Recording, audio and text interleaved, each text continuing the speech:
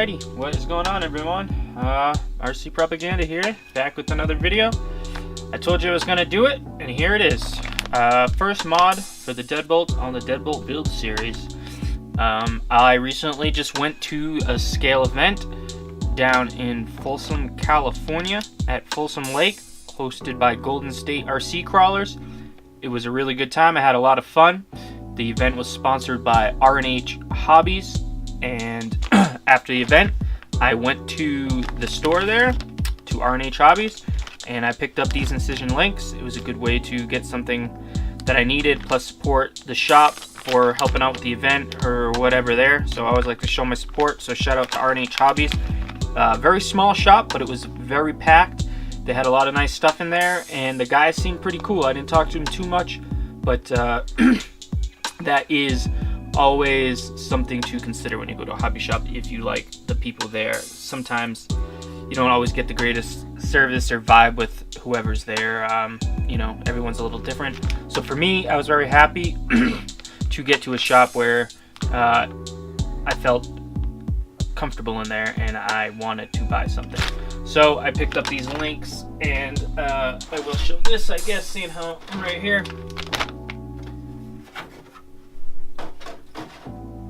I did pick up this Proline roof rack here as well at their shop for my Blazer. So this is going to go on the Blazer. So I figured I'd show that real quick.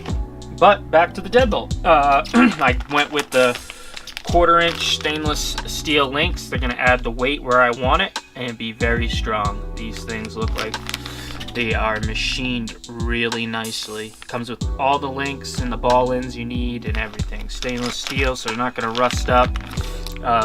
Looks like they're machined from one piece here.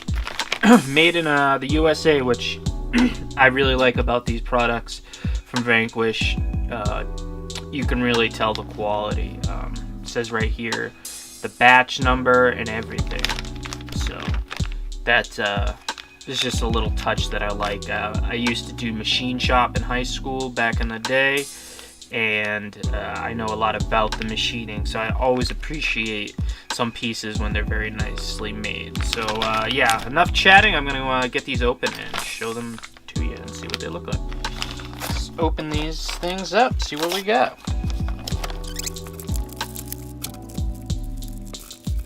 Okay, everything is individually bagged, which is nice. When you're assembling here, piece of paper here with all the information. Drag, link, tie rod, rear upper links, 2 rear lower links.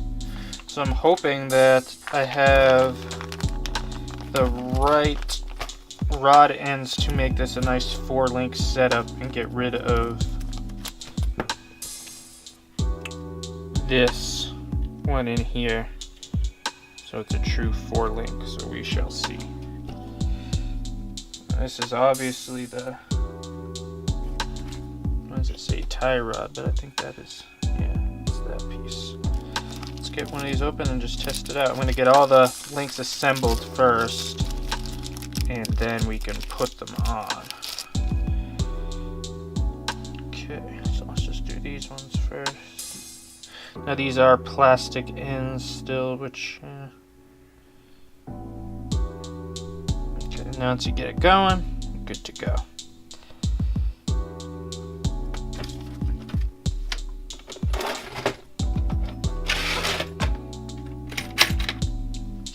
Wrench.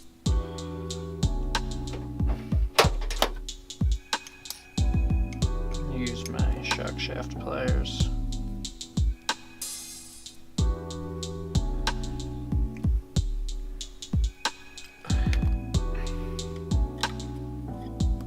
Okay, there you have it. It's the steering link in the front. So let's try to get those ball ends mounted on.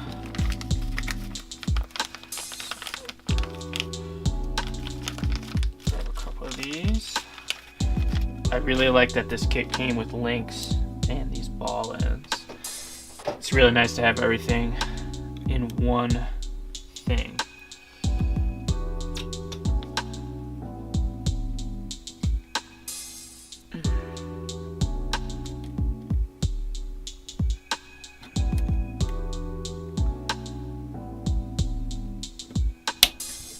and that's it. It just clips right in. So you see how I did that? I just grab one side and then angle it, and they should just pop it in. Sometimes they can be a little stubborn, but not too bad.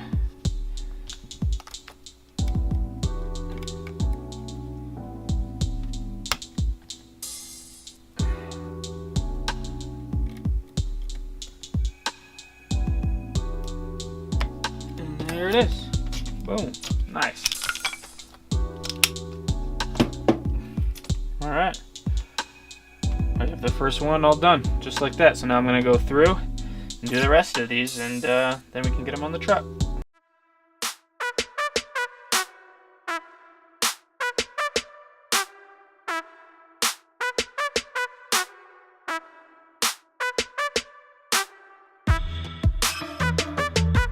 Okay, so I went with the longer link. So this is 12-inch wheelbase. I'm going to the 12.3. So I'm gonna have to loosen my shock hoop mount here, the center brace, so I can slide that back.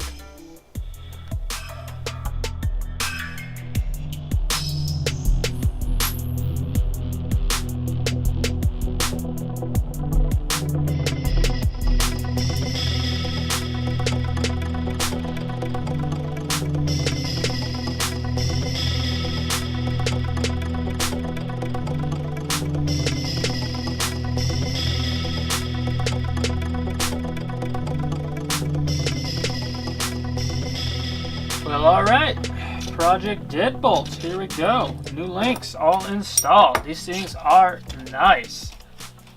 The truck feels great. It's got some weight to it now. These things are solid. One of my favorite parts about these is this steering link that they use. I guess it gives you just a little bit more steering angle, so that is always nice.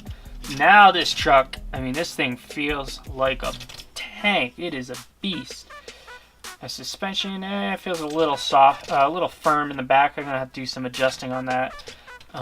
See if I can tune that up a little bit. I had to move my brace back. I had it on the forward hole here. I just slid everything back because now I am rocking the 313 millimeter wheelbase instead of the 12-inch from the factory. But the body still goes on, no problems. All the holes still line up. I got those mounts flipped around on there. So, and then that goes on like that. So now it's nice. It's just a little bit longer. So now when I'm fully tucked, everything's right in the center of the wheel well. I was a little close right here before. So this is just super nice to have right there. Got to, you know, keep working on this truck. Keep going. It is a project, but that is the first upgrade in this little build series. Not sure what the next mod is going to be. If you guys have any ideas, let me know in the comments what you think I should do next. I'm going to do a little research and figure it out. I'm thinking more performance based is kind of what I'm going for on this truck. Alright, but that's going to be it for this video, everyone. It was rather simple install on those links. It takes a little time.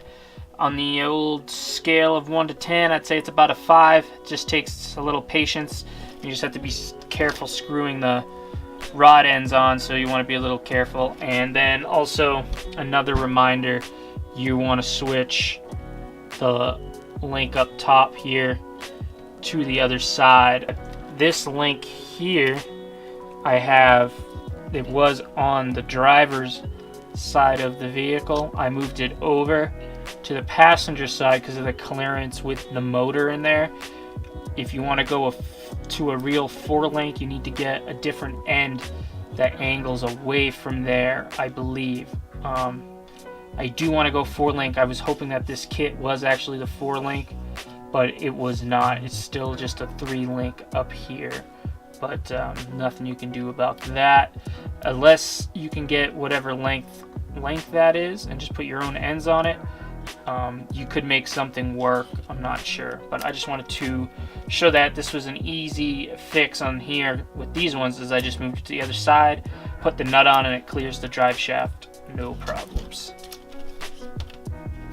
So overall, I definitely think these Incision links are worth all of the money. They are $60 and they are definitely worth it. I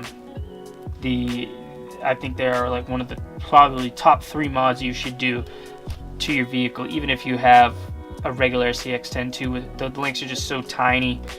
They do hold up, but these are the real deal, man. Incision links, definitely the way to go. So thanks for watching. Don't forget to comment what you think my next mod should be. Leave a like and subscribe to the channel if you are not. Thanks, I'm out.